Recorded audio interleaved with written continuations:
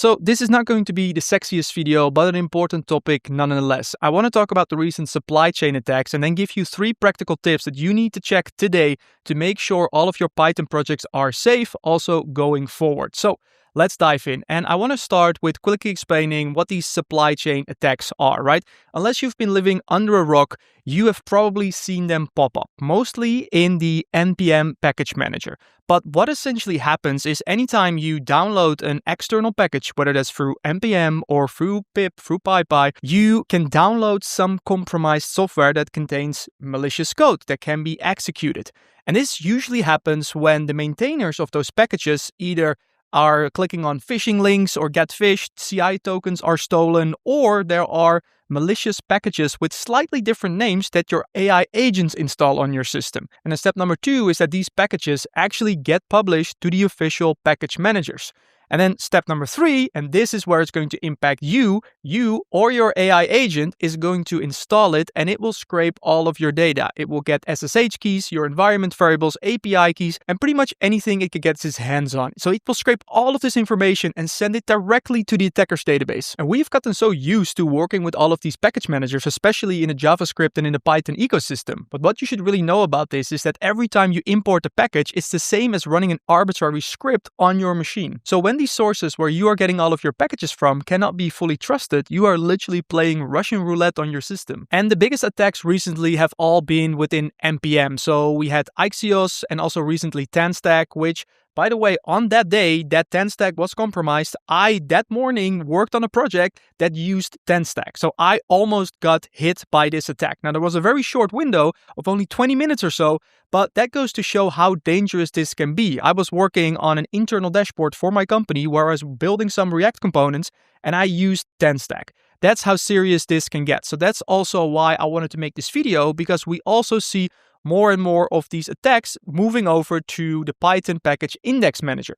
Sometimes directly, but also sometimes through the worms. So what actually happened on TanStack, it was a worm that would self-spread itself. And that's really where it gets really scary. It will go onto the file systems of the people that have been compromised, find any CI/CD tokens, and then try to publish and reduplicate the worm to other packages as well. And that's how it ended up on Mistral AI in the Python package manager as well. This is only 10 days ago. And earlier this year in March, we had Light LLM. So this is a really serious issue right now, and ignoring this is just simply irresponsible. And now where it gets even more crazy is the following. So what's coming next is slop squatting. Yes, this is a real term. I wasn't aware of this either. I found that while doing research for this video, but this is where attackers on purpose create these packages that have slightly different names to the original packages and then publish those. And then what happens next is your favorite AI agent will simply hallucinate that package name into your project and boom, you're hit. And one of the big problems here is that over the years, we have defaulted to trust, especially in the Python and in the JavaScript ecosystem. So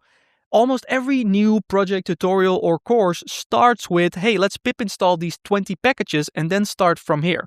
This has always been super helpful for beginners, also in the pre-AI age, right? Where you could leverage hundreds of thousands of lines of code from people that you can already start to build on. So the barrier to entry is way lower. And over the years, people have gotten so used to this, myself included, where at some point you even stop questioning what's in your requirements.txt file. It's simply there and you install it, right? But this is actually ridiculous if you think about it, right? Blindly trusting someone on the internet, some files on the internet to enter your system and to be able to execute code there. Now, I grew up playing RuneScape, and there quite quickly you will learn that you can never trust people on the internet.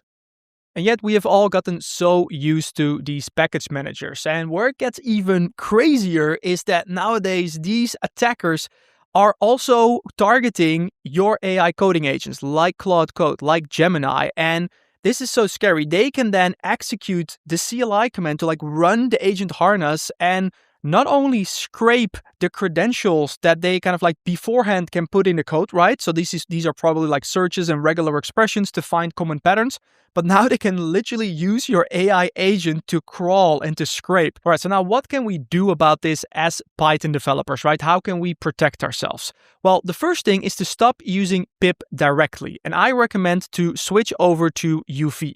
It is becoming the industry standard. All of the big labs and companies are using it. Almost all of the tutorials that you'll find nowadays are using UV as the default.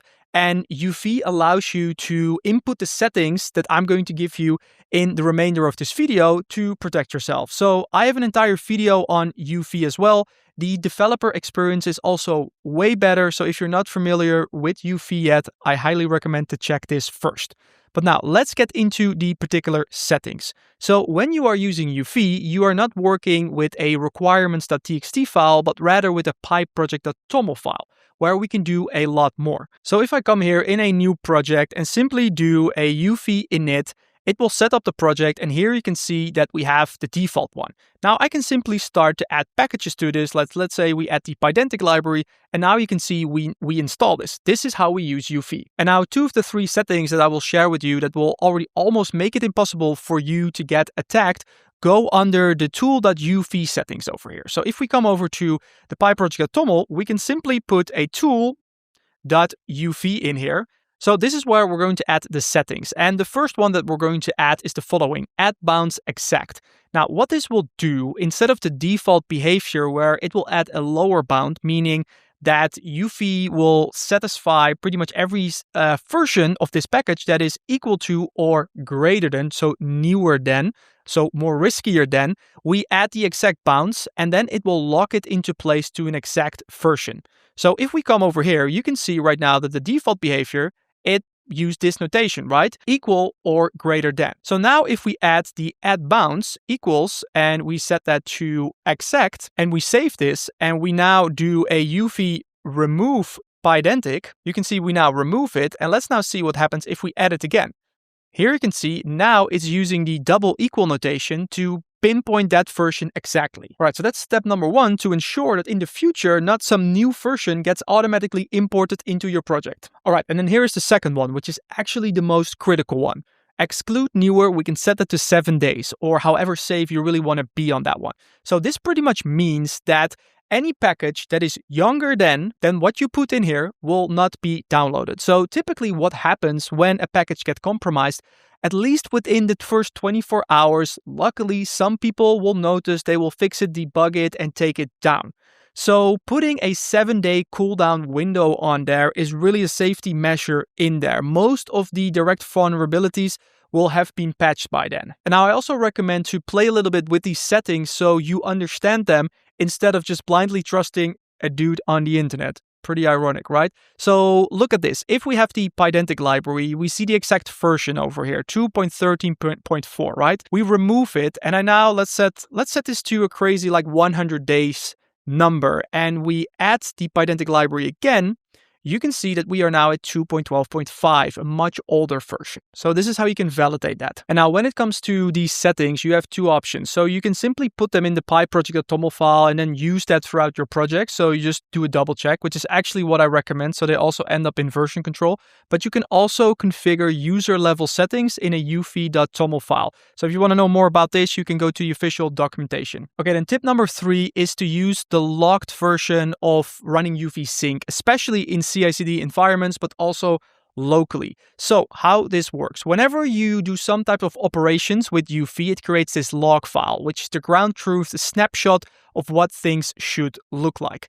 And then what happens is when you, for example, download or git clone a new project, a team member has worked on something, and there are new packages, what you can do is you can run UV and you can sync that. So anything that is in the dependencies that is not in your virtual environment or any settings, it will update that and thus also potentially download packages. And now the default behavior of UV sync is that it will simply take what's in the PyProject.toml and install it. But if you add the log parameter, anytime there is a conflict between what's in the log and in the PyProject, it will give an error. So let me show you what that looks like. So if I now manually come in here, and for example, this is what an AI agent can do or an attacker can do, and let's just add another random version. So this is now not in the log file. And if I run a UV sync with the logged argument, you will see that we will now get an error because it is out of sync. And now if you follow those 3 tips in all of your Python projects going forward, the chances of you getting attacked practically go to 0. But it's not impossible. So I want to give you one more extra tip, and that is to tell your agents to be more picky and not simply default to importing new packages for any new functionality, right?